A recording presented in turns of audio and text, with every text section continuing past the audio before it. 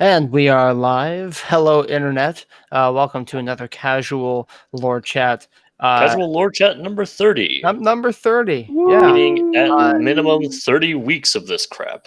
Yeah, so just remember to keep all arms and legs inside the vehicle at all times. And ladies and gentlemen, please remember, don't stare into the sales foam. So with that, I don't even know where we want to start. We didn't really talk about it. I would like to bring up that I find it quite hilarious that you were talking about how so many people were saying they were going. Yeah. And thus far, it's mostly just people who've always been here. That's actually pretty par for the course. Being honest, usually new people are like, "Yeah, I'm going," and then like they don't. So it's just I gotta like nudge them a little bit, and then they still don't show up. So I mean, I still like it. I like talking to you guys. Yeah. And I came and I stuck around a little bit ish, kind of maybe. And I am a new guy. Technically, I showed up on like the 20th one, but became a regular later. I was gonna say that sounds about right. So I'm late to the party. Before we get into actual lore topics, I was told to save this until we were live. What I'm drinking this evening is Hierophant. I'm drinking with Andrew. Hierophant hopped mead. This is from a meadery just north of here, about 10 miles or so. I like it because it has a Kabbalah on the B. You see that? Did you say hierophant? Oh yeah. Hierophant? Looks like the Green Man a little bit. Yeah, some kind of like treant looking thing. Kinnereth style. Oh no, that is. Let me see that again. That's some. Yeah. That's the most. Does that say Hierophant on it? Yeah. I ever seen. Yeah, Hierophant mead, or Hierophant meadery. And then this dude, he kind of looks like a D&D deity. That's the green. That's the Green Man. He's a pagan deity. Oh, okay. Yeah, mostly Celtic, right? Yeah, Merlin is said to be an avatar of him. At the very least. Interesting. So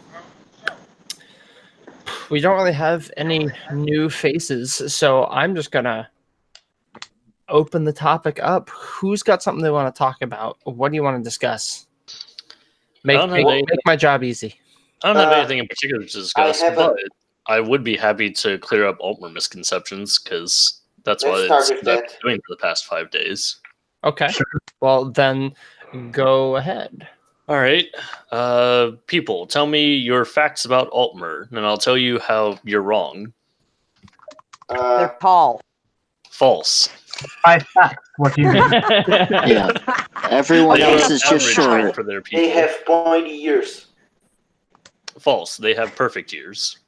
Jesus, this is going to be a long night. Yeah. This is going to be a... Rich Altmer replicate themselves via lunar. Okay, hold on a second. Dan, what the fuck did you just say? I got a lot out of it. Alright, so this may or may not be technically true outside of my own fucking head, but there's an idea in, like, Doctor Who mythos that the Time Lords replicate via genetic looming of multiple individuals together. I see. So I pretty much just nicked that and applied it to the Altmer because I thought it sounded cool. Yes. There is unfortunately a problem with that. There is. According to the notes you can find on Somerset, a note by one Altmer woman by the name of Ambare, who is writing to her niece. In the last line of the notes, I should point out this whole note is her giving her niece a list of possible male suitors for her to bang in the barnyard. The last line, like she's talking about breeding horses. Yes. Last line of the note is, "Write me back without delay, dearest niece. I'm anxious to find out which of these fine stallions you find most intriguing. If we move quickly, we may have a new child to spoil within the year." So what you're saying is... What I'm saying is they bang hard. They do. And frequently. They bang horses, specifically. Unfortunately, That's a good Sorry. actually no. More likely, fortunately, no. Unless it's a metaphor, because Everything is a metaphor. Nah. The truth of the matter is, Altmer probably have sex as often as humans, but they just practice safe sex because, hey, guess what? It kind of sucks growing up poor. Well, I mean, isn't there something about how Mer are not as fertile as men? Yes. Like a very frequent I would source like- of conflict. Tiffany, I would like to bring up that very note I just read kind of disputes that. Well, Okay. there's a bit in the real Baron Zaya where which is Which 100% might actually accurate. just be erotic fan fiction. It's still my favorite. but Baron Zaya herself It's the says truth. the It's more 100% accurate. Baron Zaya herself says it's the most accurate depiction of her life. She probably just likes reading about Yes, herself. but Andrew, what you're saying, you are implying that the most accurate depiction of her life would therefore be the truest depiction. It is not, however, the truest, I would argue. I don't know. I mean, Khajiit do have barb penises, so. Hell yeah. Yeah, fact. Signed. Yes, but Andrew, at this point, the argument you were presenting is if A, therefore B, B, therefore A, which is not the case. That's a flawed argument. But I'm not working Charlie, backwards. I'm going by. Let me look and see if I can find it. Because I know exactly what line you're talking about, because it's really fucking stupid. I'm pretty sure it was some line of someone telling Baron Zaya that if she keeps banging men, she's gonna get pregnant. Yeah. I mean, that's still pretty much right. Yeah, that's pretty. Yeah. I would argue that's pretty much right about. The implication is that if sex between a mer woman and a man, it would be more fertile, right? More likely to conceive. Whereas, the implication, therefore, is that two mer going at it would be less fertile. Yes, and I disagree with that wholeheartedly. Charlie. Yes. What do I call you other than that, or just Charlie's fine? Do what? I gather just Charlie is fine. Everybody else seems to be calling Charlie Charlie, so just call him Charlie. Yeah. Okay. I don't see how that book implies that Altmer have just as high fertility. No. All right. So let me ask you. Let me see the source. If it is for within a year, okay, that means that it's the same level as human fertility. Because, fun fact, we don't typically take more than a year to produce a child, and if we do, there might be some problems there. I would say in terms of actually getting pregnant, sometimes it can take years. It's not that the Altmer. Once you are pregnant, it takes less than a year, but actually the act of actually getting pregnant can take now, years. Edmund, I would like to point out that she is specifically saying that if we find her a suitor quickly, we can have a child within the year. Note that is saying that if they get her a suitor and the two of them go at it, they're gonna have a child before the end of the year. Yeah. I was going to say something, but optimistic. What was I was? It's not that the optimistic. Do they do it on the first date, or do they wait a while? And Zaya does. Yeah, Baron Zaya absolutely does. Can we trying to say or something made that just says Baron Zaya puts out on the first date? Oh, dude, Baron Zaya is saucy. Now, of course, I feel I should point out here. Oh my god, I'm trying to say something serious. And I'm so sorry. All right, there is also another thing I do want to point out here. There is, I feel, a plausible chance that Altmer relationships don't really look at sex as being love.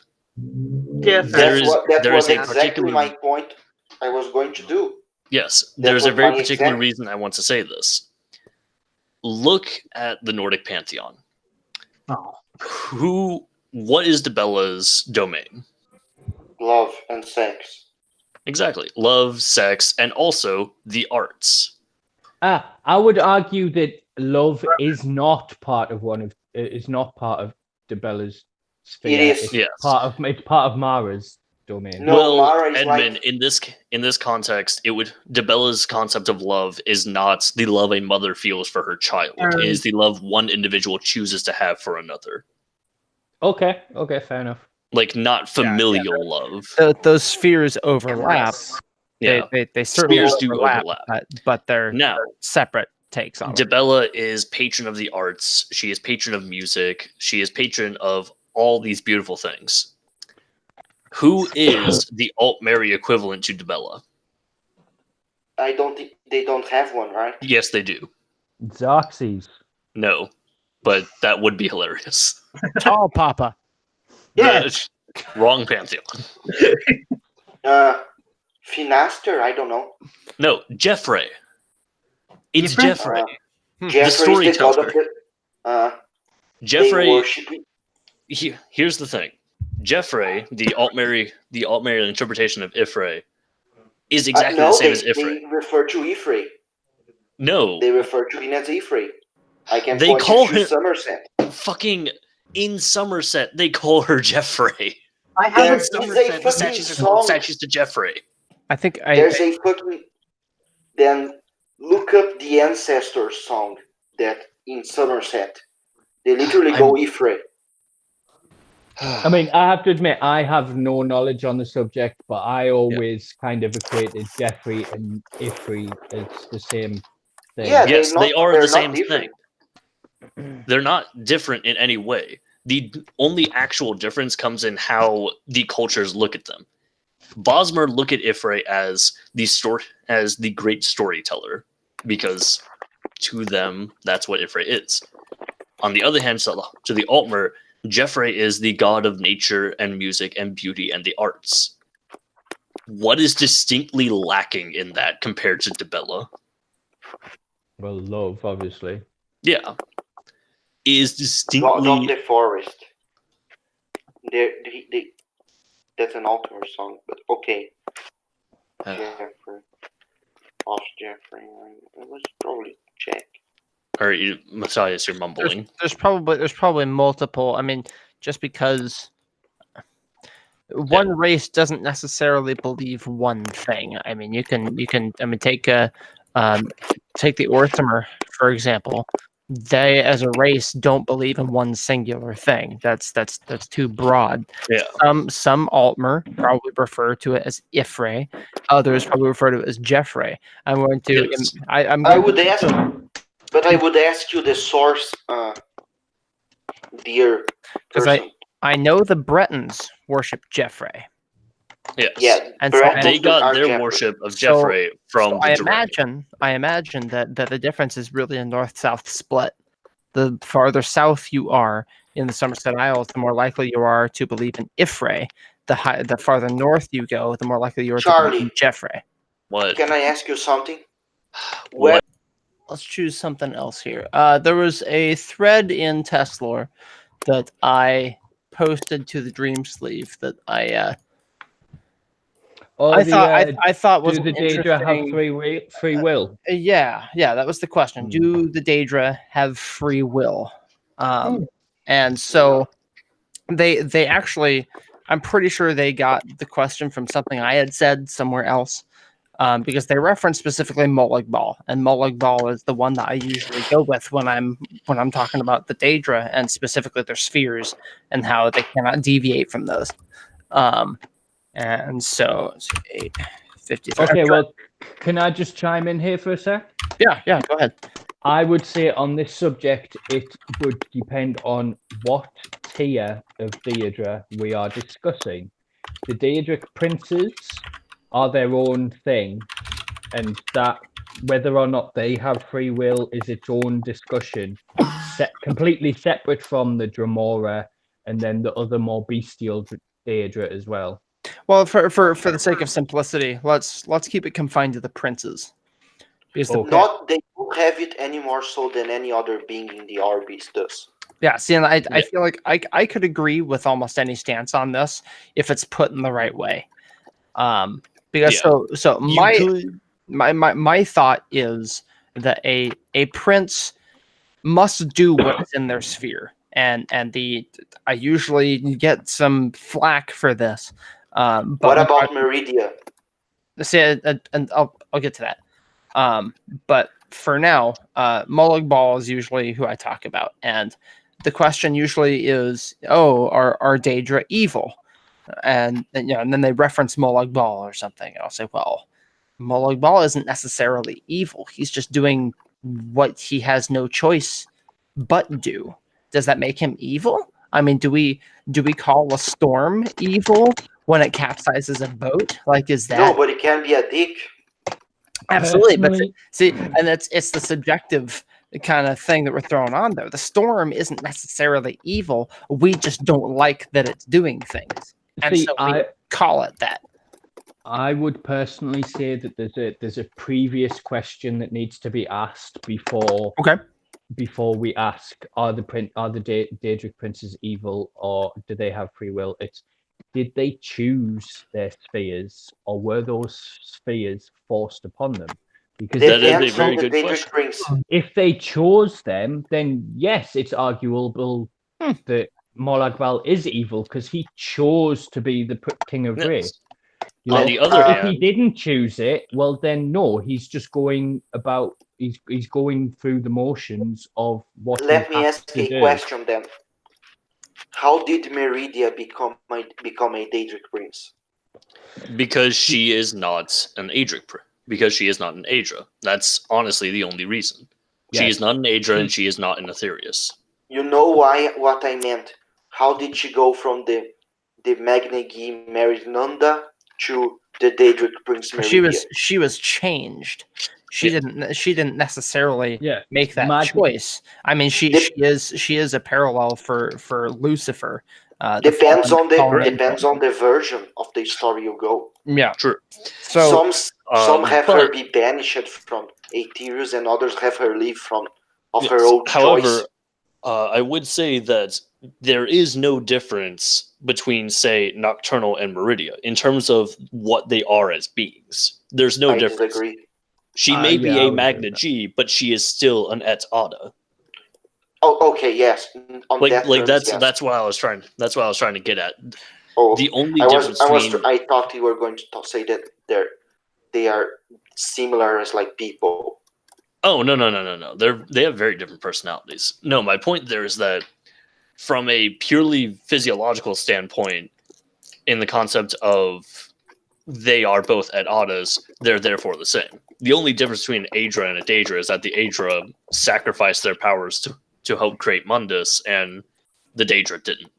see that makes me wonder, because Magna Gi also did not give of themselves in the creation of Mundus. I would argue that technically they are Daedra. I mean, I think I think then the distinction becomes a matter of distance. I mean, yes, Yeah, but at the same time, Meridia going from a Magna G to a Daedra is portrayed as like a fall. She's not what she once was. She was far away. I Then can she give ended a up- perspective on yeah. that, maybe. I would say, before Charlie chimes in with his perspective, that the definition between Aedra and Daedra is who actively took part in the creation of Mundus and who didn't. The Aedra did, the Daedra didn't. The Magna Gi are just one form of Daedra who, rather than sticking around in oblivion, fucked off back to Aetherius. That's basically the only difference between the Magna Gi and the Daedra. Yeah. So it's they are not here, but the Daedra are here. That's really the difference between Daedra and Magna Gi. They're all Etada. You can't really argue that. They're all effectively the same at their base, composition. But when discussing how Meridia became a Daedra, well, she came closer. She's here now. She wasn't here before. That's when she was a Magna Gi. So she came back. Now she's here in the Arbus, in the floating around Mundus or wherever she is Oblivion. in Oblivion. But that's the distinction. She's here now, and that makes her a Daedra. Did she choose to come back, or did they be like, no, you're not allowed? That was my back? point. Yeah. They start we diverge. don't know. They start diverge. Yeah, but I'm the pretty sure commonly that commonly accepted kind of tale is that Magnus kicked her out of Aetherius. the only source for that is the Magna-Gi Pantheon Yeah. text from Michael Kirkbride. Yeah. Which that makes the guy like God kicking Lucifer out of heaven. And that's only if. And that text is a clusterfuck. I mean, Magnus is never mentioned in that text. And which in is a way, weird. it's also only if you consider Aetherius to be heaven, which, in a way, I probably would agree with. I guess Yeah. the Well, I mean, several and the cultures. Altmer do. Several It's- cultures refer The it's heaven. heroes literally call it heaven. Yeah, Yeah. it's heaven, just probably not in the concept that you would consider heaven. Yeah. No pearly gates and clouds and shit. Like that's Yeah, everyone's got a harp. If we were to assume that Aetherius is a land of infinite energies, then heaven is effectively just being in a state of energy, a consciousness of energy. Well, no, I suppose in TES, yes, that is what heaven is, but that doesn't really translate over into the real world because in TES, Well, obviously, no. like What I meant there was that is an interpretation of what heaven is, because when you get right down to it, that's not heaven for the Nords. Heaven for the Nords would be Sovngarde, and that's vastly different. well, yes, that is true. Heaven for The Khajiit is a desert of drugs. yeah, Just Well, purity everywhere. heaven for the Red Guards is the Far Shores. But I would argue about that, but I Yeah, wanted Khajiit to help circle back. us. I wanted to circle back to what Edmund asked about whether the Daedra, that the princes specifically chose their spheres, I was wanting to go back to that as well. or whether it was something that they just kind of landed in. I mean, to say it was forced upon them, I think has the wrong connotation. And going by the larger question, which is, do the Etada choose their spheres? Can their spheres change? No. Let's talk about Trinimac.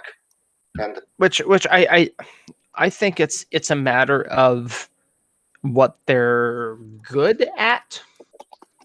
It could be Trinimac it's- certainly didn't. It's an Aristotelian function, is what it is. I was also going to say it could simply be a matter of, in a way, it was thrust upon them, but more in the sense of what their being was. It's what their proto-nymph was naturally drawn to. Yeah. So I mean, the Aristotelian function. Aristotle believed that every creature has a function, and that function is whatever it's best at. So a fish's function is to swim. A bird's function is to fly. Tiger's function is to ambush prey and kill things. That's what they do.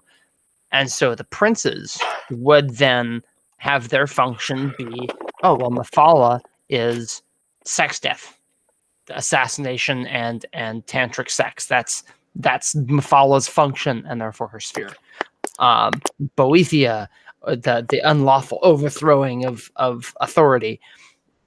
Okay, that's its function. It's not that they chose something. It's probably what they. It's what they're good at. So what you're saying is that Go ahead, Matt. that the Etada never chose to side with Lorcan or Auriel. It was inevitable who they sided with. Ooh, that's a good way to put it. Yeah. But that's also a bit of a difficult thing to try and nail down because of the fact that the Dawn Era was non-linear time. Yeah, And metaphorical. The fact that And it metaphorical, puts yes. it puts a non-linear, a deterministic spin on it. Yeah. That's interesting. It puts a determinist, because at that point, then yes, it's inevitable to us because we're stuck in linear time, and for our linear time to exist, it must be inevitable. But in a space of non-linear time, it may not necessarily be inevitable. Yeah. I'm curious to talk about time now, because there was recently a Akatosh Selectus Lorecast. Oh. A Selectus Lorecast about Akatosh. Yeah. And Andrew tried to join but couldn't. I tried. Yeah, I was in a hotel and but It was, And I remember hearing in the day, because I was in the chat, that you had some things you wanted to say, and that's been on the back of my mind ever since. yeah, I'd have to go back and rewatch that because I mean there were some things I wanted to interject there. I mean that was oh no the Time Dragon one. I was in Oregon for that one. I was out with like my mom and some friend that she hadn't seen in like 13 years, and I was like a third wheel in that there, and I tried to get away to join, but I was only on mobile and I couldn't get in. But yeah, I can't remember exactly what they were talking about and what I tried to join in. Oh, I was gonna bring attention to Elijah, who showed up and then left. Well, but that's unfortunate, actually. Maybe he'll come back. Yeah, maybe. Yeah, I saw that he had joined, but completely quiet. Yeah. Here, give me a second. Here. How's Elsweyr being for you guys? haven't played. Haven't gotten to play it because I don't have it yet, unfortunately. Neither I've enjoyed it a lot. I also just haven't been playing ESO recently. What did you think of the main quest, Andrew? The main quest, honestly, I was a little underwhelmed by it. But I think there's a good reason for that. Because I'm pretty sure I can guess that reason. Yeah. It was hype, right? It was more the very end of it that was underwhelming for me. Oh yeah, because the moon part, I was expecting so much more. Which I expect that's going to be, I don't know, resolved or brought full circle. Come the next expansion, which I'm 100% sure is going to be Palatine. Absolutely. And they're probably going to review it tomorrow because they said that they're going to talk about the next half of the Season of the Dragon. Yep, you heard it here first, folks. Palatine, that Q4 I mean, it makes no zone. sense. All right, this actually does remind me, though. While I haven't gotten to play Elsweyr, I have gotten to see the representation of other first stocks of Khajiit that we haven't gotten to see throughout the years that we get to see now. All right. Yep. And I have heard some very mixed feelings about some choices. Here we go. I'm just happy that there are any first stocks at all. Right? Yes. I have not heard. I've not heard anything about people complaining about the Toje because there is a statue that presents a Toje and they look like it's the Cathay who also have bipedal feet, correct? Or digigrade feet, correct? Kunzari is probably a Toje, going by the bar relief on the House of Colossus. He's digigrade too. Yeah. Could be a Toje. There's a statue that depicts a Toje. I've also heard that some people are quite upset that they decided to go with the Legends representation of the Palmar, and not the out of game source that stated that Palmar are like tigers. And I would argue they're still like tigers because that guy looks like a giant tiger. Palmar are absolute units in Elsweyr. They're great. That's a great way to put it, actually. They're like fucking gigantic. Yeah, the Palmar. The Palmar rat. Yeah. There's a Palmar rat NPC you can find in Riemann. Oh, there's lots of Palmar rat NPCs. No, but one specifically, and you can talk to him about a dragon attack that happened in Riemann. Mm-hmm.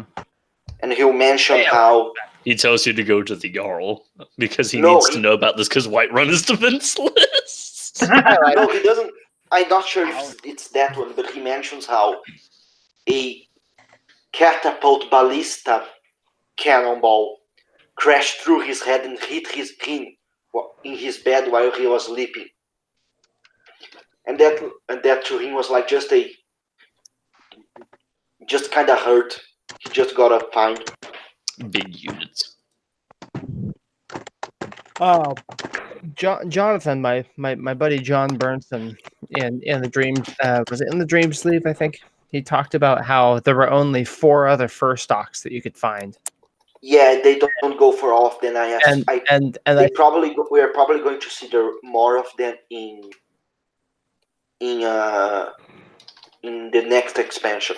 Yeah. But I think it's actually 5. We see 5 total. Let's count. There's the Saint Rat. Well, there's the player character, which is the Cathay. Which is Cathay. Yeah. We've got the Saint Rat. We've got Alfeek. We got the Palmer Rat. You at least see Toje and Omez Rat in form of statues. Yeah. I'm not going to count those because they're not characters that you can talk to. There's actually a walking like family in Elsweyr. Each member is a different first stock, and you can ask them about it. Yeah, it's basically are there like 2. There's 5 of them. And then I don't remember what it's called, but it's a smaller stature, hold up, humanoid shape. I'm going to bring it up right now. Wait. Yeah. So they're a lot smaller than you. And when you doggy. When you You're first thinking of the doggy. The doggy, yeah. DAG. Doggy rat, the doggy, yeah. Yeah. And so you can see those when you start the tutorial, and as you go outside, there are Khajiit practicing their martial arts and stuff. And some of them are Khajiit. They're airbenders in Elsweyr. Yeah, basically. And so there's a thing that they do where they'll have like their sword, and they'll do certain techniques with it, and they'll kind of repeat the motions or whatever, which you would see in martial arts. Anyway, I mean, repetition is a very, very powerful thing.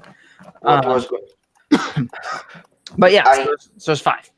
Speaking to you who play the main quest, I literally spilled my drink in the scene where Zamorak bursts through the wall like the fucking Kool-Aid man. Oh yeah, because he's using like he's got some like Buddha's palm kind of shit going on. He has like Shaolin monk super strength. Yeah, just boom. So much he has superpowers. Stuff explodes. Yeah, I got a lot of screen caps of that stuff. This is really cool. He also like lifts a door. Yeah. Well, I think he I know there's a scene where he blows a hole in the wall. Like you're on the side that you're on. You get to watch him do like he does some kind of thing, and then he breaks a gate with a like wind blow thing. Yeah. It's so I want to know more about that. Like, is that a type of magic that he's doing? Is that they refer to it as like desert winds and something like the desert wind that's like a style. That's the name of it's like magic martial arts. The monastery that he's at. It's probably like key or something. Well, all right. I would actually posit that it is still magic, because I was actually thinking of this earlier when I was taking a shower. Look at how the players in ESO cast magic. It's not always just you make a hand gesture and the magic casts. In many cases, you are casting magic by putting your entire body into movement. And there are plenty of spells where your whole body magic moves. Yeah, your entire body moves to cast that spell. So I would argue that, effectively, they're still just casting spells the same way as anyone else would. It's just they find that the best way to cast that spell, the best way to perform the somatic portion of a spell, is by performing martial arts. And I would argue that his strength is a product of magic as well. Possibly. Anyway, what was I going to? I asked Lemon Turtle about the Omis rat, and he dodged my question. Yeah. He said something like, "How do you know you haven't seen an Omezra already?" No, it wasn't that. I asked him. I'm sorry, but I can't resist. Are Omis rat's ears like Oh, Bosmer yeah, ears that one. or cat ears. Yeah, And they said, what's the difference? Aren't they both pointy? That's great. That's really great. Yeah. Dodging the you, question. you Okay, lemon turtle, Matthias, you. I'd be able to answer your question. In What? regards to that, maybe. My answer would be that they would be like elf ears, possibly. I, My reasoning for imagine- this is the trickster statue that I they just probably look like Thundercats. Or I don't know. Nah, maybe I don't know. I mean, I imagine my furless cat ears, which are just elf ears. Yeah. Well, all right. So my reasoning as No, to why always red have it some wouldn't be fur. like my reasoning why it wouldn't be like cat ears, as in on top of the head, pointed up. Yeah. Is purely because of the trickster statue clearly wearing a cap It's that would otherwise be pinching and crushing the ears. I did. Yeah. the reason the statue is wearing a cap is to not show the ears. Mm-mm. But again, the cap appear like this is only one shot of the statue. I would have to see another angle of the statue. I talked to guys on like the USB Discord who were like taking screenshots for the wiki and shit, and they said that Yeah. you can't see the statue's ears. Yeah. Yeah, So my point therein is that because of this particular angle, this can either be a cap or this might also be just like a headband that happens to also cover the ears. It's just like how the Akaviri are all armored. There's a line they don't want to cross there. I'm trying to find my screen caps of the statue. Yeah, everybody's like, "Oh, we're gonna see the Akaviri. We're gonna see that." It's like, no, we're really not. Like, No, really. really. We did They're get a never lot of gonna cool lore. actually give us. Damn. They're never gonna give us anything actually definitive about the Akaviri ever. Yeah. I mean, we Well, did well, get well, a lot of cool stuff. I like Oh, the yeah, we lore can get about it- the waters. We can get a lot of cool lore, but we're never gonna get anything definitive about Yeah, what they actually well, look like. that's what Tuttle said, was that we really got to tiptoe around that kind of stuff. Yeah. I did like how And they see water as pathways to the afterlife. Yeah. Okay. Oh, I found I'd it. also like to bring up in that interview on UESP, the interview that had been done with Todd Howard and a few others. Todd had specifically brought up the whole thing of talking about Yokuda and Akavir, and it was talking about how those are very mysterious lands, and there's no point in busting up the mystery right now. Keep the mysteries mysterious. I mean, Is what he had ESO said. goes ham on Yokuda lore. Yeah, they go ham on Yokuda lore, but it's still mysterious. Yeah, we're getting plenty of lore about it, but we're not getting. I'm pretty sure that there's much some to be Yokudan super- NPCs in ESO. Yeah, Oh yeah, there are, You but can like see- we're still like as you've said, Matthias, they're all armored. We don't get to see what they actually look like Yeah, beneath their well, I mean, they look I like believe red what guards. Matthias is bringing up is that in Hammerfell, during a vision quest with the Ashaba, you do get to meet Yokudans, which just And look also like in- Red Guards. And But you also never get to during the visit Yokuda. Craiglorn storyline. Yeah. The problem, of course, is the that warrior summons Yokudan people to fight. Spirits to fight. no, the problem therein is that we still don't know what Yokuda looks like. We don't know what Sinistral Elves looked like. We don't know what Sinistral Elf culture was looked like. We don't even technically know what Yokudan culture was actually looked like, because from the best I can gather, I would wager that Yokuda wasn't a desert. The Yokudans are not from a desert. That's why No, the it desert was- enraptured them. It was Japan. Yeah, that's why the desert enraptured them. It was something so vastly different. So Johnny had a question. He said he can't talk right now. But he says, do you think it would be a precursor for a monk class in the coming year with Elsweyr? All the kung fu stuff. It could be possible. The animations are there.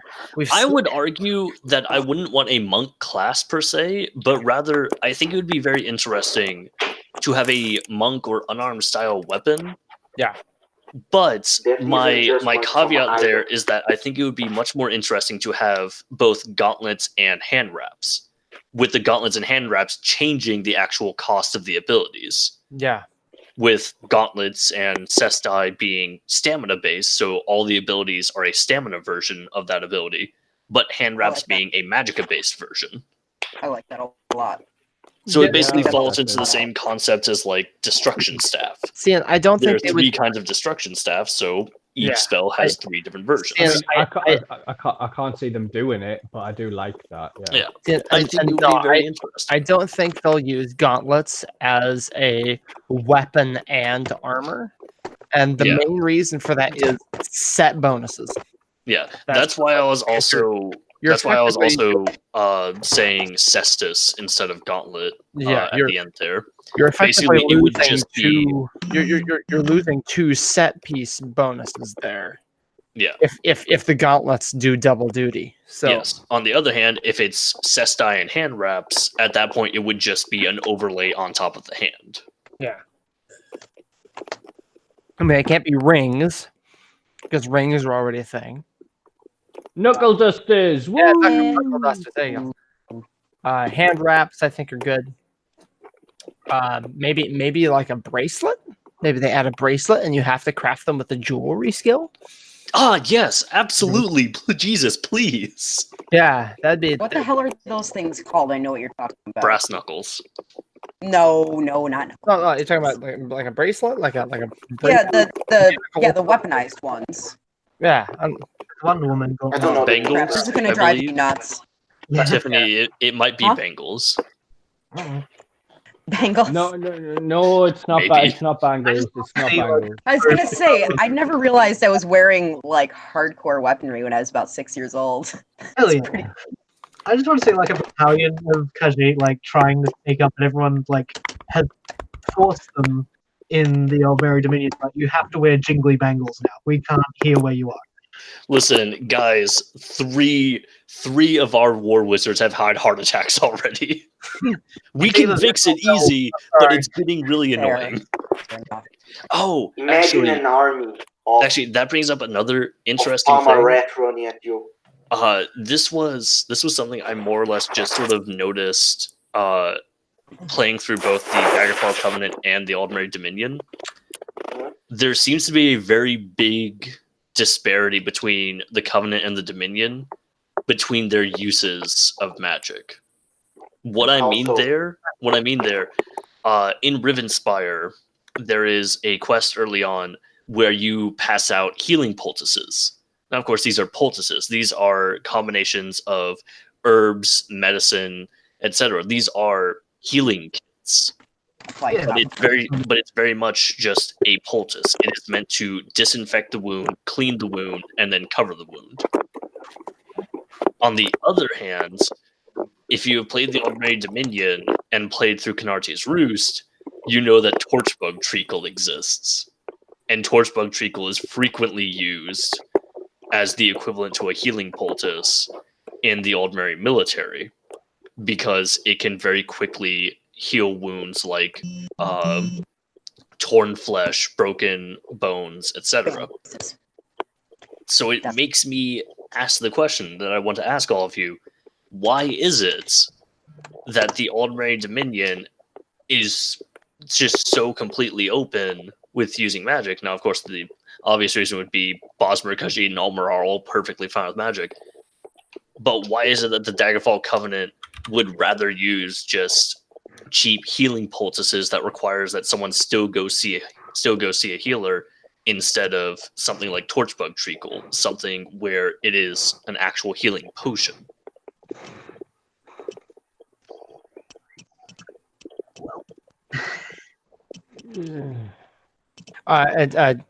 Johnny says, Tiffany, they're called Vam braces. Yeah, I'm there it typing is. out a response to him because it's similar to what I was looking at Yeah. or thinking of, but it's not quite the same. What I was looking at was more of like a spinning thing. Yeah. I don't think it's a he real says thing. He had to look up Heihachi Mishima from Tekken. Oh, Hachi? Yeah. Yeah. Which if they do ever make a monk and or unarmed combat class, I'm totally going to make an Argonian martial artist who is going to practice the form of martial arts that I invented. Which only works if your hands are manacled. I might. I don't. That sounds very involved, and I commend your dedication to it. But I don't know how likely it is that that's going to happen. No, see, here's the thing. Here's how this martial arts works. It's so you use the you got like this chain in between your wrists, and so to train themselves, they'll rotate the manacles like this, so it'll cut and chafe the skin here, and it makes it tougher. And then make it callous. Okay, so it's like hardcore Taibo. Yeah, and so you based on the movement, the wrists are always bound, so it's boom, you're doing some kind of your wrists are always within like 3 inches of each other, and then you can use the manacles themselves as a weapon. So it's like, oh, I'm gonna choke you, or hey, haha, trip, something, whatever. And so it was developed by a group of prisoners, escaped slaves who they decided if they were ever taken again, they would not be unprepared. I really love this. So that's This reminds me: would piano wire be considered an unarmed weapon? It could if it was used. No, It is a weapon. All right. Actually, here's something that's actually lore related. So obviously, in previous Elder Scrolls games, whenever you had the class the Bard mostly fills a sort of roguish concept. Not necessarily a whole lot of magic, but being very showy, being able to use misdirection. But of course, in Nissus, in the Morrowind expansion for ESO, we learned that even just lightly playing music can greatly amplify magic. Therefore, could ESO have a bard? Could we have bardic weaponry, wherein it is another magic weapon like destruction staves, but focused in a completely different way? Yeah. Without wanting to put any deep thought into this, I just want it to be yes. So it would fit. Well, I would say keening, the Dwemer dagger that is named after a particular sound, is probably already a bardic weapon. Tonal architecture as a bardic weapon. Yes, absolutely. Ooh, that's saucy. Sound-based attacks could be cool. Where's my book? I write this down.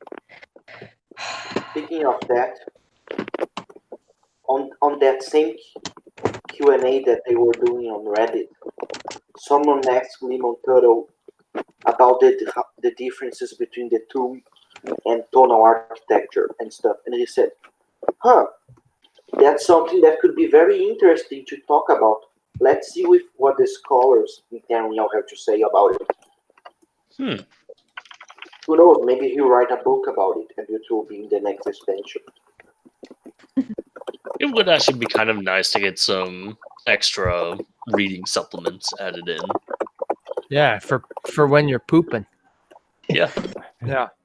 I honestly, I think that's another thing where they're going to leave it vague. Like, what's the difference between Dwemer tonal architecture and the Nordic Tomb? Well, the lore community already has opinions on that. I can't really see Bethesda coming in and being right. Well, technically, at this point, it wouldn't be Bethesda; it would be ZeniMax. Well, yes, which I might trust more with the lore. Yeah. Well, yes. Sorry, what? How sad is it? The depiction of Shiogora. Oh, Dan, that's actually a really good point. To the viewers at home who aren't able to see what Dan has put, Dan decided to type up his answer to my poultice question. And it goes as follows. Lifespans, basically. The Marish races have longer to get good at healing magic, therefore a greater pool of healing mages to use. Bretons, they live long for men, sure, but you're still not going to have as many healing mages of that quality who aren't like 60. clans and poultices are the go-to of the masses because, at least for Bretons, it's a lot cheaper in both time, learning, and presumably gold spent to get it done. See, Dan, I feel like in the long run, it's cheaper to just learn healing magic. Well, yeah, but also you have to always remember that even if it's not necessarily shown in game too much, and it is on occasion, so it's still something to keep in mind, that performing magic takes it out of you. Like, this is Correct, it does. a thing to have to do. And if, say, all of your Though best at the same time, all over with a heart condition, though at the same time, I suppose the Torchbug Treacle is technically just alchemy. It Yeah, doesn't pretty take as much out of you. a kind of magic. It's just applied magic rather than inherent. It's magic. It's magic pulled from natural things because everything has magic. Yes. It is a fundamental building block of this world, at least. On a completely different thing. Yes. Did you guys see that posting, that thread in TES Lore about the Falmer? I think I was checking Tesla the other day, and I saw something about The the Falmer. Falmer Looking up other wrote stuff. the Chantry of Ariel, and it's talking about the Falmer in relation to the Snow Throat and the allegory of the cave. Oh yeah, I think I did see that. Yeah. Of course, I saw it. Which I'm pretty angry that I never thought about that, because they were blinded and they want to reach the sun again. Yeah, that's a good point. Speaking of, I'm gonna check my moderator notifications right now. Oh. Well, someone posted, "Nah, but humans are tasty," so I'm just gonna not approve that comment and on with my day. Oh goodness. What the hell is happening? Oh, I didn't see what the thread was. It was something about eating people. Oh my. On TES Lore? Yeah, let's see. Was it Namira posting? Namira posting. Let me go back now. The dragons need to eat. I feel like they just like to. Yeah. Do dragons need to eat? In Skyrim, you come across bounties that tell of dragons terrorizing the countryside and carrying off livestock. Do dragons even need to eat? I always figured, or I never figured they would, since Parthenax has remained on the throne of the world for thousands of years. Why would they take livestock if there's no need to? Technically, we don't necessarily know that Parthenax doesn't eat. Oh, I'm just having the mental image of like the Greybeards taking food, carrying food to him. Yeah, that's a really sweet image, isn't it? Yeah. But they're just they just lead like 14 goats up there every fortnight or so. Frost As trolls. sweet as it is, it's also Oh shit, that's kind of actually redundant. Dude can fly. Dan brought up a good point. There's a lot of frost trolls on Snowthroat. Just add them. It's fine. We may not necessarily know like just how nutritious frost trolls are, but they might be more nutritious than people. They're probably very calorie dense. I mean, one of the only ingredients you get from is troll fat, so I would assume that it'd be very coveted in a difficult environment to survive in. That's why people keep troll fat under their beds. It's a late night snack. Yeah, that's definitely it. It's I definitely don't not like that grain-fed. answer. And it's not a lubricant at all. No. I really wouldn't. Oh god, It is yeah, a lubricant. 1,001 It's uses for totally a troll fat. lubricant. It's I forgot about totally that. a I lubricant. prefer to eat it, to be honest. Right. I don't want it up in my Her voice is developed. Okay, So that listen, will- there is a book in Orsinium that I believe is called 101 Uses for Troll Fat. Mm-hmm. Okay. One of them is indeed lubrication. Hell yeah. There's also a Oil. I remember reading There's something by. Oh, sorry. I would be remiss. Oh, I'm sorry. You can also find people carrying erotic fan fiction of Queen Irene in ESO. Yeah. It's- Are we all forgetting about Boethiah's pillow book and in Morrowind and the Dwemer tubes and the Dwemer oil neck on the bedside table. You know, it's blatantly obvious that the Dwemer were into some kinky fucking shit. Either that or the devs are just giggling at themselves. Yeah. Oh, Games they're doing that regardless. I mean, Every time. we know that Santa was included in the Blood Moon expansion for Mora, Yeah, good old. but Todd old Howard was like, no, Santa. it can't be actual Santa. Change something. I was Yeah, like, so he okay, got called Uncle Sweetshare. how about a robe and a Colovian fur hat? Okay, fine, that works. Candy, Perfect. he makes so much. Uncle Sweetshare has a magic touch. That's so I'm gonna be creepy. irritating my nightmares now. Thanks. Uncle Sweetshare is my homie. It sounds like a Well, Andrew, sexual you run predator. with the wrong crowd then, if that's the case.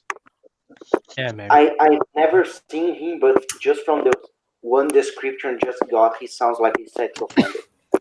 Exact.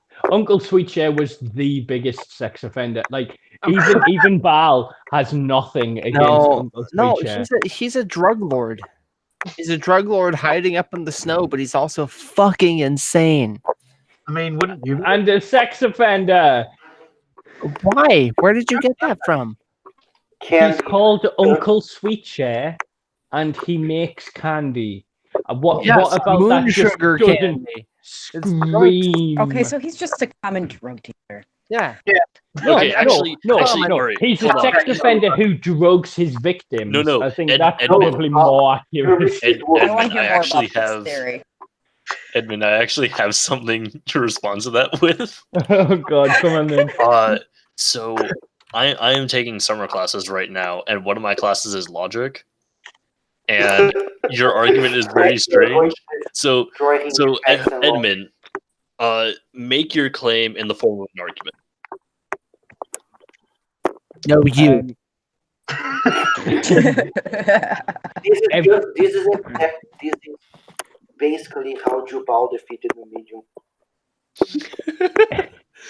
Yeah, pretty much. Jubal knows Numidium's proto-nymic. Called him a... Didn't... You're a God, fuck, what was it? nipple. Given the connection between weird old men handing out sweets and sex offenders, what about Uncle Sweetshare does not scream pedophile to you? Right? I don't what I am believe- saying is that it is a weak argument because it is at best a 50-50 chance that he's a sex offender.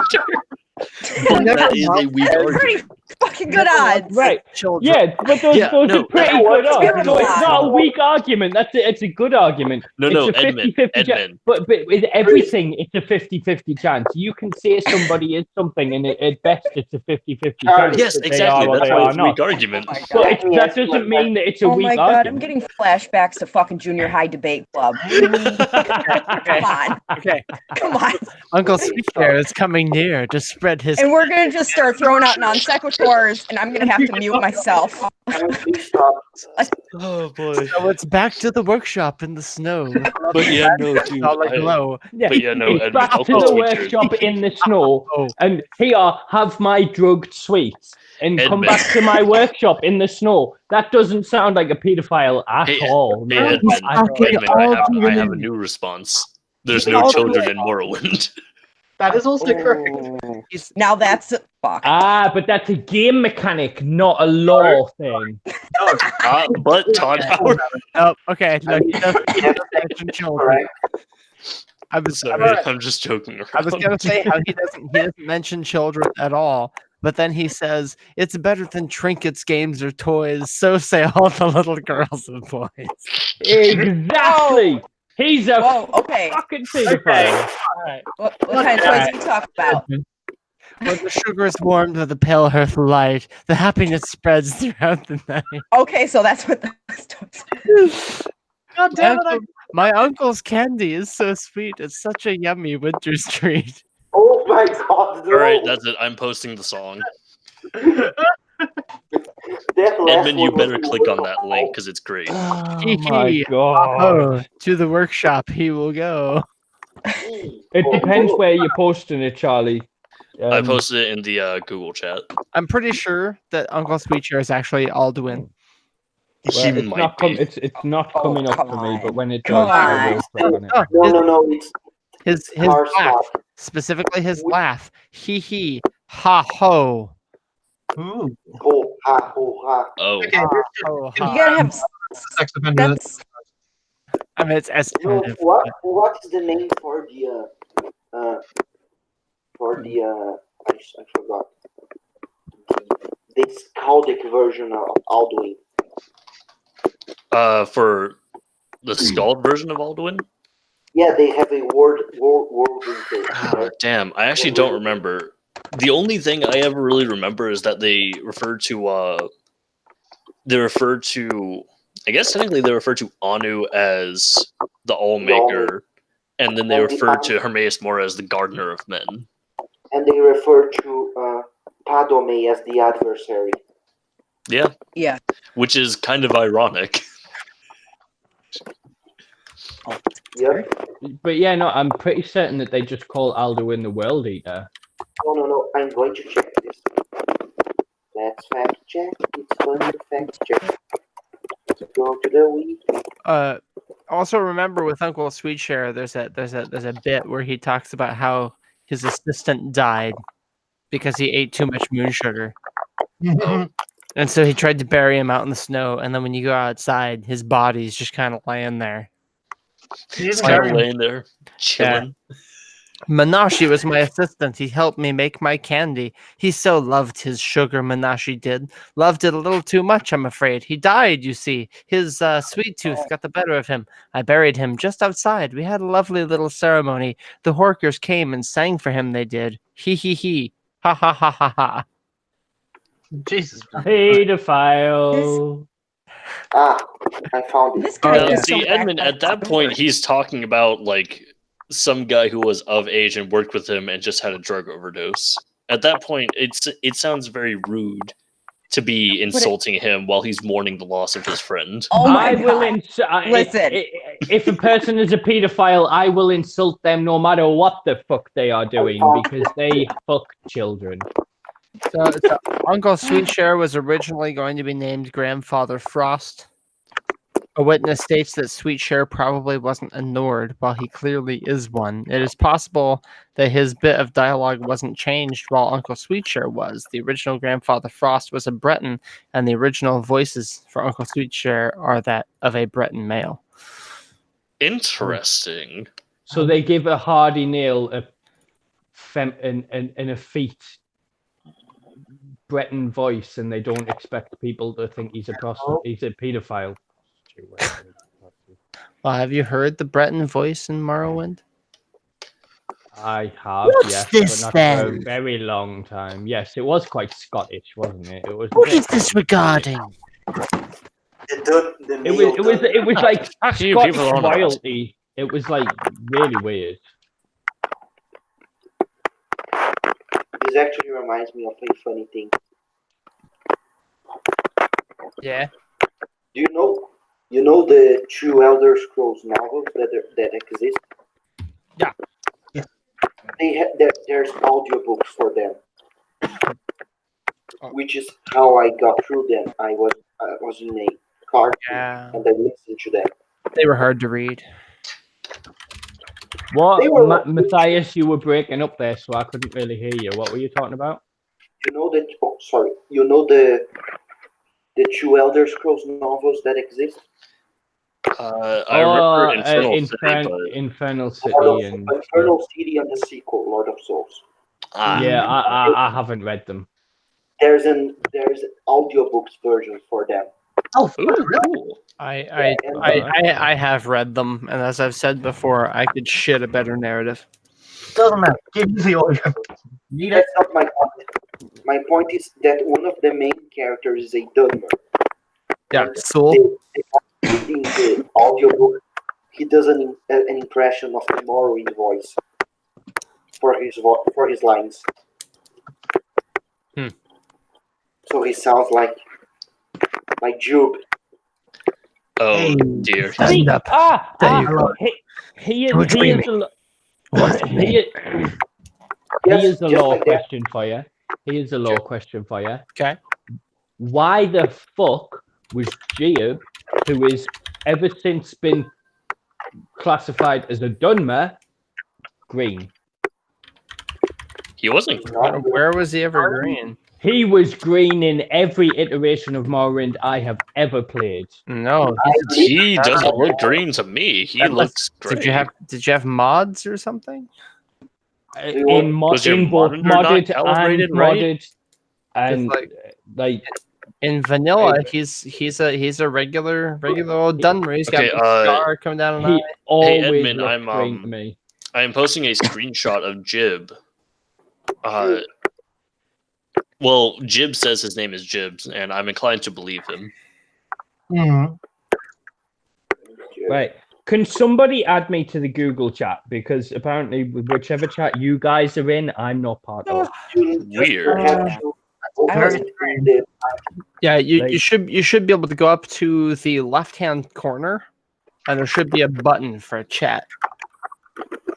The last thing in the chat for me is what Johnny typed up. Yeah, same here. Okay. See, because I don't see what Johnny typed up. It only shows up on my phone. Is what Johnny typed up Thartag the World Devourer? Oh, that's what. No, I looked up when he was talking about the van braces and stuff. Oh, that's Yeah. Is it different? Really different on PC than it is mobile. Yeah. See now, Gua is typing. Andrew, I can see that you are typing. Yeah. It's gonna show me logged in twice for a second here. I'm just gonna check this out. C sure thing. Yeah, there I am. Ooh. QX J Okay. 6.jpg. There, try that.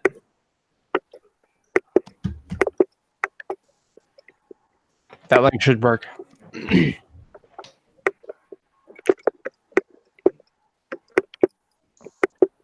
Is that Got it working? on mobile, but not on. No, connection is not private. Error is what I got.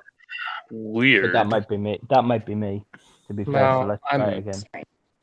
No, That might be because I capitalized the H. is there supposed to be an? Is it supposed to be www.i.imgur.right? Yes, because that's. Okay. Oh! I know why. Here, let me try this again. There's an S that I missed. There we go. Try that. Bzz, bzz. Nope. Same again. Connection is not private. Then I guess. I have no idea. Can you advanced proceed anyway? Yeah. So yeah, just carry on. Just carry on. Yeah. I can't see whatever you guys are talking about in the chat. So see, it's a picture of Jiub right there. Jiub. He's all done, Marie. Oh, Yeah, hang on. Here, even better. We have modern technology. Let's oops, no. Do that. Share. There we go. There we go. There's Jiub. I'm gonna present to everyone, so you are all forced to look at it. See, Good. that looks green. Even that looks green. That doesn't look green to me. It may be. It does to me. It may just I'm be the wondering if lighting. But you got green eyes, maybe- son. maybe you have. No, I think you might be slightly colorblind and not know it. Check that out, man. I am quite colorblind, but Okay. like, That could then be the that's problem then, Edmund. Yeah. but it's just, With that, the first time I saw him, I thought it might just be the lighting, but then Yeah. every time that I've seen other Dunmer in poorly lit areas, they've always looked different to how he looked. Actually, I've you know what it could be. Obviously, just with any character like this, to make him appear more alive, they're not just going to use a flat grayscale. They are going to add some color. They could have added some incredibly light green to help add some color and depth to himself. Yeah. Whereas for most Dunmer, they tend to be using what appears to be incredibly desaturated shades of blue. Yeah. Yeah, see, I would agree with that. I would say that with most Dunmer, it's they have a blue tint to them, but with Jiub, it was green. Well, And the that lights, kind of the lights weirded are me out. yellow. Yeah, I was gonna say the lighting in the it's all there might be a little Ship. different than what you're used to seeing. Yeah. Yeah. So it's probably a combination of the lighting, possibly which color they used for the scale, and my color blindness. Then okay, well that's fair enough. That's a reasonable explanation that I am happy to accept. So. Well, I wrote the topic down as why was Jiub green. So I've been keeping because I've got to start keeping track of what topics we're talking about when, so that when I my apologies for having such a completely random and useless topic. But yeah, No, this is This great is the because a one- person checking the topics will see it and go, "What the fuck?" and click yeah, on it. somebody will be like, "Wait, Jiub was green? What? No, he wasn't." And Click. surprisingly, of Oh. all the topics, this has brought up the least amount of arguments of like any lore chat that I've been in. They're like, "Oh, no, he's not green, but let's get to the bottom of this." What? I thought, Tiffany, why are you in here twice? You're in here twice. Because I had to look at it on PC and it Oh. won't let me. Like, Okay. yeah. Should I kick the other one or showed up should I twice. just leave it? I don't even know. I could probably get off of this thing here. My computer's wigging out anyway. I was trying to see chat and it didn't work. Okay, there we go. Okay. All right.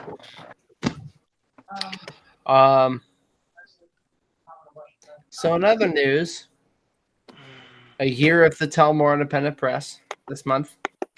Yay! Woo. I'm working. I like the Mora. I'm working on the last issue right now. I mean, not right this very second, but Soon. right now. If I do this, go that. Hey, Hell yeah! there's my cover.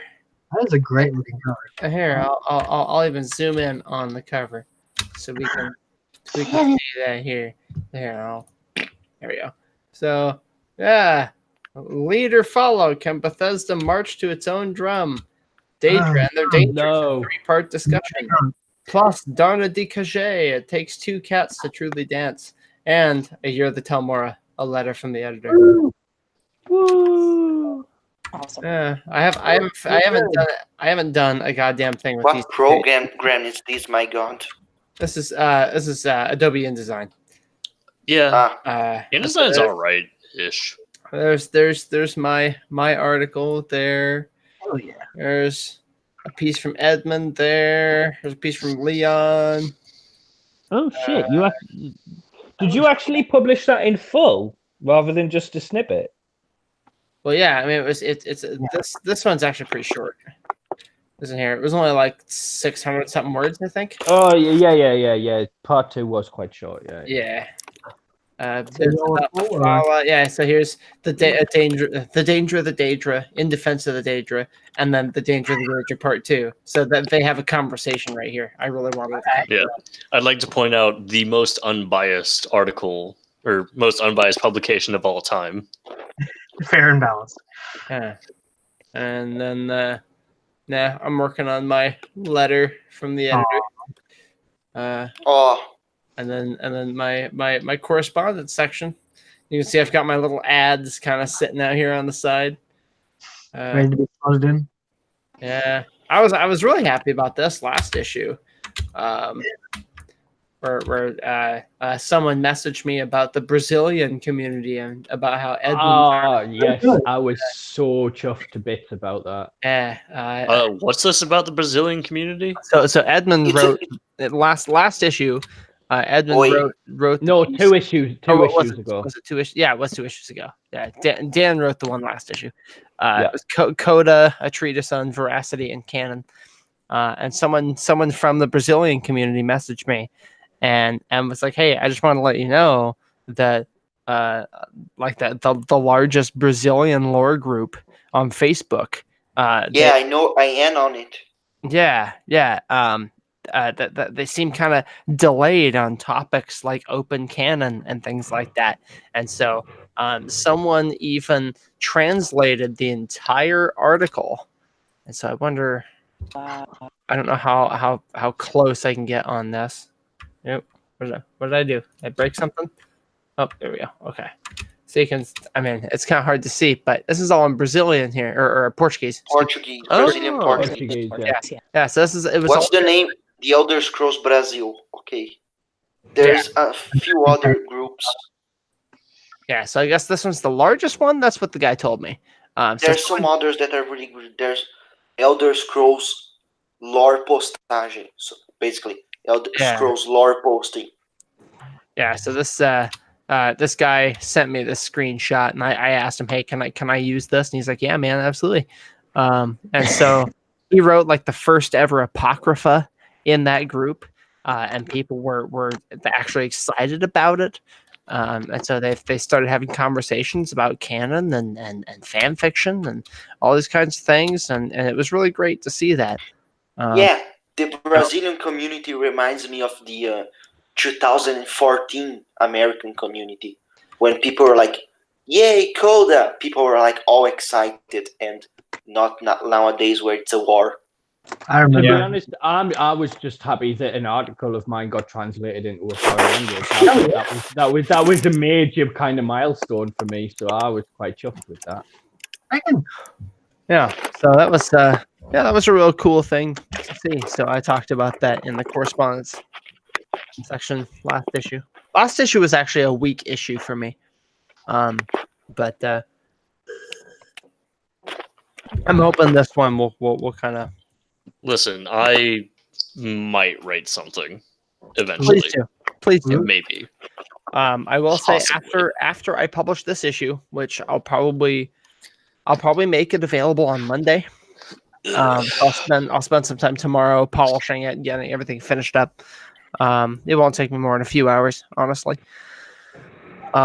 Once I have that released on Monday, I'm gonna take a couple months and just not make any issues for a while. I think I've earned a break. Yeah, you have.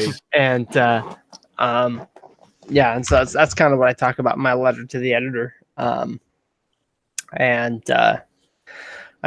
mentioned how I'm still really busy even outside of the Telmora. I got all these other projects I'm doing. I'm gonna work on the website. I'm gonna get the store for the Telmora figured out. I've got t-shirts available now. Question. Yeah.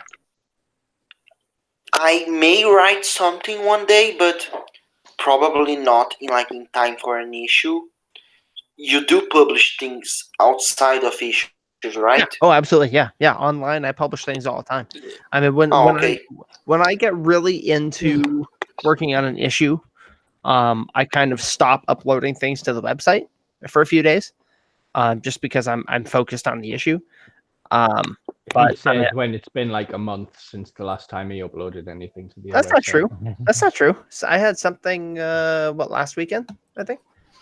Did you? I must have missed that. I apologize. Yeah. I'll have to go and have a look at that. Sign up for my email list, scrub. I probably shall. I've got an email list and everything. Yeah. But yeah, Andrew, given that, in the Discord chat, I'm labeled as a gazetter, I should probably write something eventually. I mean, rather than just occasionally chime in on some articles.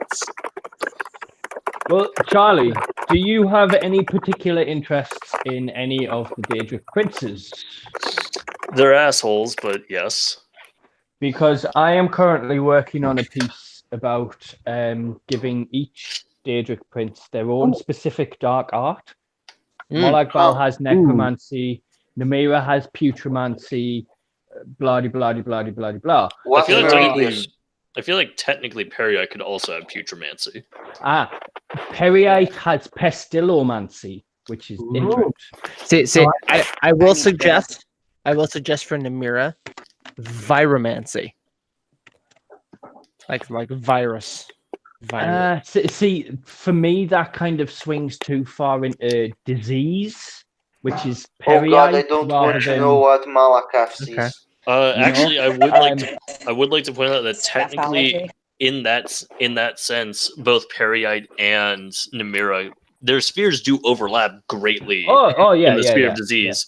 Yeah. But I would say that while Peryite's followers tend to be people who will spread diseases, Peryite himself is not specifically usually in charge of that disease. He is the taskmaster. He is the embodiment of natural status quo. It's almost like he's conducting an experiment.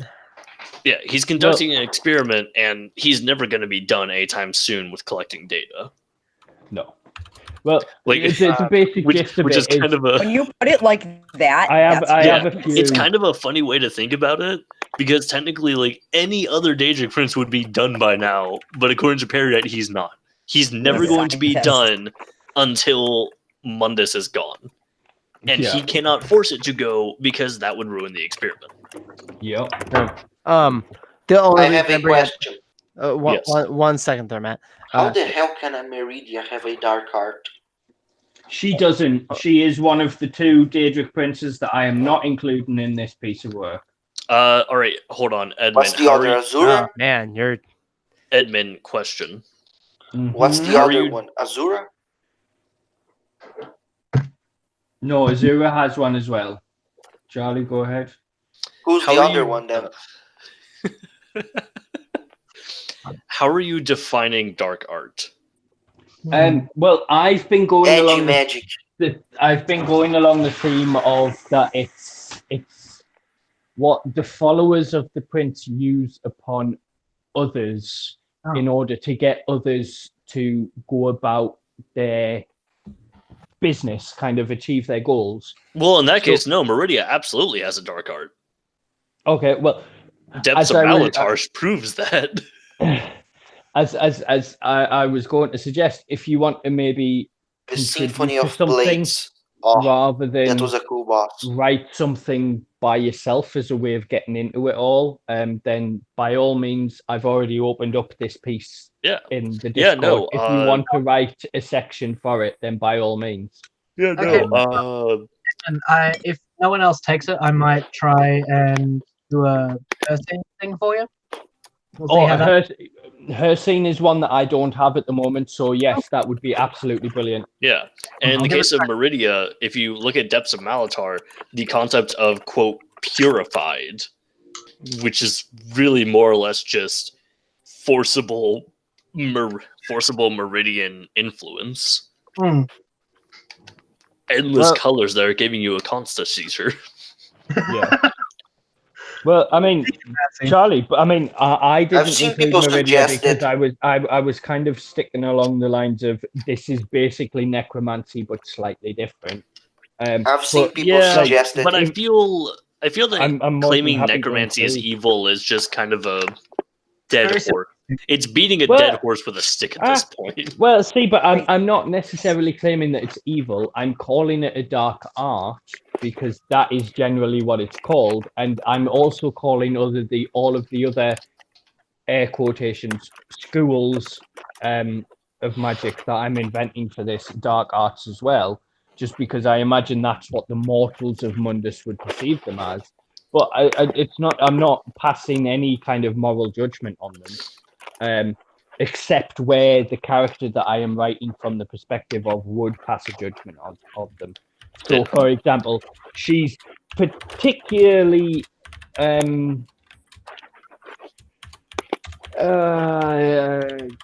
scornful of the followers of Sanguine. So the headomancy section is rather. I like to think that Sanguine and Dibella get along. Oh yes, definitely. Well, yes, but the character that I'm writing it from is a follower of Nemea. She doesn't necessarily get along with the followers of Sanguine. I've seen shipping fan art of Sanguine and Dibella. It was kind of adorable. I think on the flip side, if they hated each other and had a really negative history, that could be interesting too. Maybe they're like on and off. Oh no, I would absolutely say that Dibella and Sanguine probably hate each other, and I can give a good reason as to why. Dibella is love, Sanguine is just debauchery. Yeah.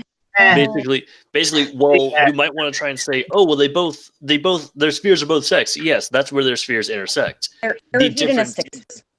Yeah, the funny thing about is Dibella's sphere there, her concept of sex is more about love. It's about the emotional connection you feel with someone. See, That's I the would funny Sanguine's part. disagree just with about that. carnal pleasure. I See, would disagree with that personally. I From think my so. experience and from what Bella came one across as me, at a time, guys. see, that's the funny thing about the fan art I saw. Sanguine was the one getting overwhelmed. Yeah. That's that's perfect. Actually, like that does make sense. He's getting overwhelmed by feelings he doesn't comprehend Oh, because he just doesn't know what love is. Oh, that would actually make for a really good writing theme. So I think That would make for a good writing theme, but I think we should point out that Sanguine may not necessarily actually learn what love is. I'm just So hearing you like get the song. you get to that part of the story where it's just super awkward and it just stays there forever. yeah. let's see. I think there are this is sounding four etata I can think of that have to do with sex. Yeah, Mephala Mephala, Debella, Debella, and Sanguine. and Sanguine. Yeah. There are others. Wait, Yeah. who was the fourth? Maybe Some others. maybe Hearseen. Who was the fourth? Oh, that's an interesting one. Oh, boy. Mephala. I'm gonna No, write. no, I heard Mephala, I heard Debella, and I heard Molag Bal. Sanguine. Molag Bal. Oh, okay. So Well, Okay, so- I actually have an argument Molag against Bal that. isn't about sex. It's about no, the exchange of power. it's power. It's using sex as Yeah. power. That's why it's the Well, Prince of Rape. there is the implication that he forces himself upon the daughters of Cold Harbor. I did actually have this conversation with my friend Chandler a few years ago. The concept that due to the fact that he is domination, that his sphere and his very being is domination, it's not that he ever physically did anything to them. It was just being in his very presence was enough to change them. Yeah, Like being forced into a confined space with him was enough. I to mean, do it. I would imagine be inclined to being in agree the with that. presence of the concept of torture and domination And rape, incarnate. like he is known as the king of rape. I mean, like Yeah, just because he and is known as the king of rape doesn't mean he actually has to physically rape you. It just means He's- that See, I he don't know that I agree with that. he exudes rape. that aura. Yeah. It's probably. I like it when Elder Scrolls depicts their gods in a Lovecraftian fashion. Yeah, but at the same time, none of these gods act in a Lovecraftian fashion. That's not what I meant. I didn't mean that they are incomprehensible. In that they're more like forces and ideas and Okay. higher dimensional beings and less just guys, like in Greek mythology. All right. Yeah, no, I mean, I consider Molag Bal the sex to be part of Molag his Bal is the sphere. biggest slave. Yeah, oh yeah. No, he's that's part of his dualistic nature, and dualism you can find in almost any etaba. And how does that tie to him using how he was a drag king? I don't know. Which part, the dualism or the rapey bits? Yeah, the second one.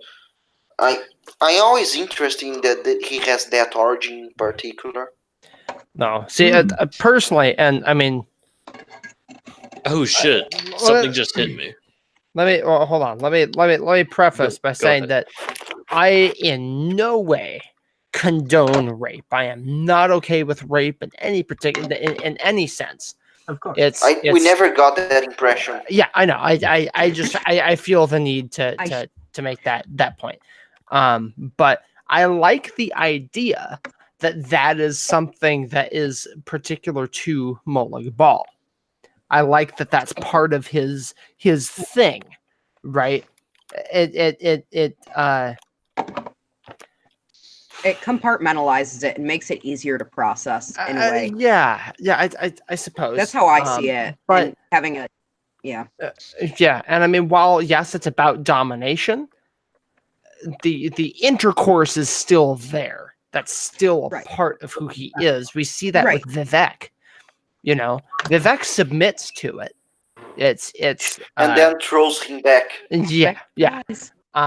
Because that was how Vivek got the better of Molag Bal, is Vivek went. He literally turned his okay. sexual trauma from the constant rape into a weapon. Yeah. So And he. then- Anyway, and then so that's like. That's like forceful, unwanted, brutal kind of sexual relationship, and then we've got I would prefer some sort of ceremony if you were to be married. Yeah. He knows how to push the and then we've got Dibella, who is romantic sex between spouses, for example. Significant others. Yeah. Let's Not just that, just people who enjoy each other. Depends on the cult, really. Dibella is like it's about the second emotion. most worshipped god in Tamriel. Yeah. It's about the emotion in the act, not necessarily the act. I would like to bring up that it is therefore incredibly ironic that priestesses of Dibella are celibate. No, they're not. Not all of them. No, true, they're not all. No. I've always seen priestesses of Dibella as kind of like Greek or Egyptian priestesses, where they're effectively prostitutes. Yeah, there's an item you can wear. I can literally source that. Yeah. Sacred prostitution does exist within the Bella cults. Yeah, it's totally a thing. That's Sibyl in so she complains that people think they can just ask her for sex, and she's like, it's not like that. There's like rituals, and you have to be an adept and stuff. You have to be worthy of this shit. Huh? So let's see. We got brutal. We've got romantic. We've got the tantric sex. That's Mephala. Yeah. That's Kama Sutra type stuff. And then I have a frat party. Well, what about Boethiah's pillow book? See, Boethia, I don't know what to make of the pillow book. I think it's just a joke. Yeah. MK did say once that if he got a chance to partake in the writing of Tribunal, he would have written Almalektia's pillow book. Yeah. He did say that. And the last one is sanguine, which is like kinky sex. Like, hey, I'm gonna stick this alligator at my butt. Like, I don't know. I consider him to be more like whiskey dick. Okay. You know what I mean? I feel like that would factor into that. That's like, you got people stepping on your balls so he's essentially desensitized to normal. It's just like vanilla. I'm sorry, not normal. Vanilla. Yeah. I think that's where the Lorechat should. Now, I want to bring something up. Something that hit me while you people were talking about your debauchery and deviancy. Molag Bal, what is his primary sphere? Domination is his primary sphere. It is domination. Therefore, Molag Bal can literally do anything and incorporate any sphere he wants. If the person in charge of the sphere is his enemy. Here is my reason. Oh, okay. He's called the god of schemes in ESO. Scheming is more Boethiah's sphere. However, we know that Molag Bal and Boethia hate promotional material. That's just like he being called that is just like attempts from marketing team to sanitize it. My point therein is that he's actively incorporating the sphere of trickery and schemes. He's actively, almost like he's trying to steal it. He's trying to dominate. He is dominating Boethia by controlling her sphere. Effectively, he is saying, I am so much more powerful than you that not even the thing you are best at is safe for me. Yeah. I see where you're going with that. Yeah. That's interesting. I'll have to think about that. Okay. With the Molag Bal, doesn't Molag Bal's sphere intersect with the sphere of dragons? Well, I wouldn't Not say that dragons necessarily. have I know fears. that he can make Daedric Titans, or Unless- No, rather, he can the whole help. thing that Partunak say that dragons were made to dominate. Yeah, which I wouldn't call it a sphere necessarily. I mean, I feel like the that lower subgradient, you don't have really sphere. It's more a loose association. At that point, you more kind of And have like generalized roles. Sort someone's of like grilling hot dogs or something. That smells really good. God, I hope I'm not about to have a stroke. No, Alligator. I think if dragons, if a particular dragon were to, man, that smells really good. Then it would be like the domination of time. You can't escape time. Time dominates every hour of every minute of every day, and that's, we live and die by the clock. And that would be kind of how they would interpret that sphere. What is that? Is that fish? That smells like smoked fish. God, you're getting so distracted. It's hilarious. I know. Oh, it smells so good. I'm really hungry, which is cool because I got this giant burrito for dinner and I didn't finish it. So maybe I'll heat it up and fucking beast that shit. Please don't fuck it. No. I just like it looked like the fucking mummy. Just That looks sexual in a different way. Yeah, maybe. Also, it's like 2 a.m. here, and you made me hungry. Yeah, I'm sorry. Well, I sense a lull in not the wheels of, but a lull. Wheels of I have LOL. one thing. Yes, please. One Tiffany. thing. Okay. Okay, so so the 4 Daedric princes that deal with the sphere of sex, I mean, that's pretty self-explanatory, but I would argue that there's one more, however, not in a direct manner. I would argue Hircine. Hell yeah. Well, that was one I forgot. Anybody who's using, another creature's sexual drive as a means of conquering them in whatever way. Yeah. Though also, I would also add on to that and say the thrill, Hircine's concept of the thrill of the hunt. Yeah. It's not necessarily the reward that gets you there, it's the build up to it. Yep. In other words, Hircine's about foreplay. And I'm hungry like the wolf. Yeah, exactly. There's a few different interpretations of that, but I would definitely. I mean, if you look at, you watch Do As They Do in the Discovery Channel, right? I mean, you watch animals just banging, and it's like, right? Are they? I grew up with my father being a deer hunter, and the best time for them to go after any deer was when they're in the rut because they're fucking stupid and they just want to lock horns with each other and get pussy all day. Yeah. I mean, sorry, I'm crude, but here you are watching Discovery Channel. Yeah, no, I mean, just like the emotionless, like, both are watching it, they're doing their thing, and it's like, okay, predators, are we? Yeah, they're gonna see again. That's going to make offspring. Like, again, that's why I feel like Hircine would be more interested in the build up to the action rather than the action itself. Because the build up to the action that has no suspense. Do you think he's ever climaxed in his life? Yes. No, he hasn't. Actually, no, he probably has, but only at the end of the blood moon. God damn it. Maybe. That's a fair assumption. I think y'all are forgetting about the aspect of Hircine Urakanbek. Degenerates. He gets real close once you tell him whether speed, guile, or strength is most important.